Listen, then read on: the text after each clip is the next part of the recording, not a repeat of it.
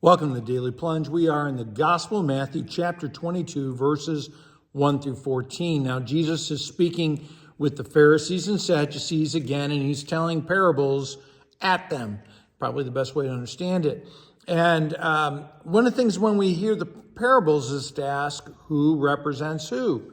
And so he tells a parable about how the kingdom of heaven is like a wedding banquet. And it's a king throwing a banquet for his son. Well, who's the king? Well, that's God the Father. And who's the son? Well, that's Jesus Christ. And this wedding feast really is what we know throughout the rest of the New Testament, that this is the eternal wedding feast of the Son married to the bride, the church.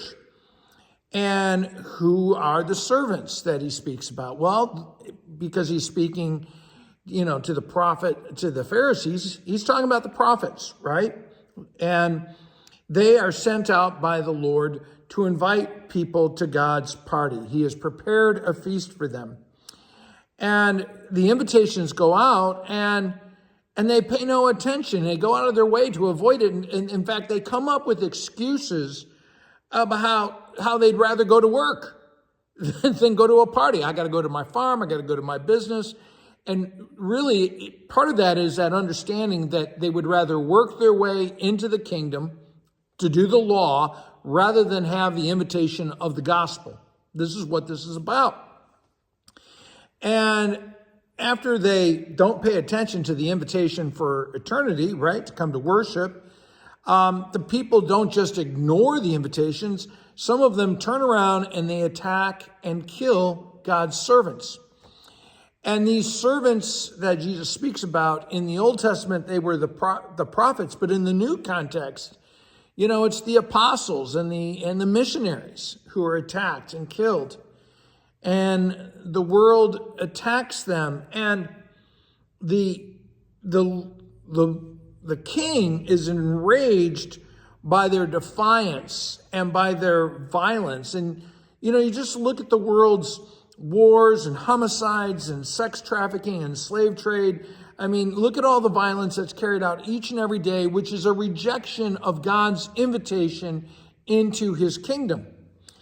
And so what is he going to do? Well, he's going to attack and destroy those murderers.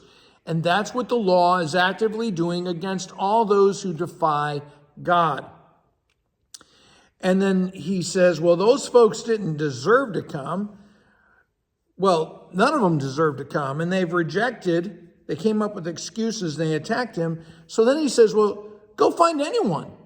Go find anyone that's out in the streets, which would include, the listeners would understand. He's even talking about pagans, Gentiles. Oh my gosh.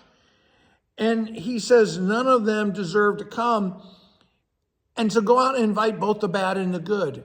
This is not about how good you are or what you've done. This is about his invitation that applies to both the good and the bad, really to all sinners. And so he brings them in. And, what's part of interesting is they resent that he would invite just anybody to his party.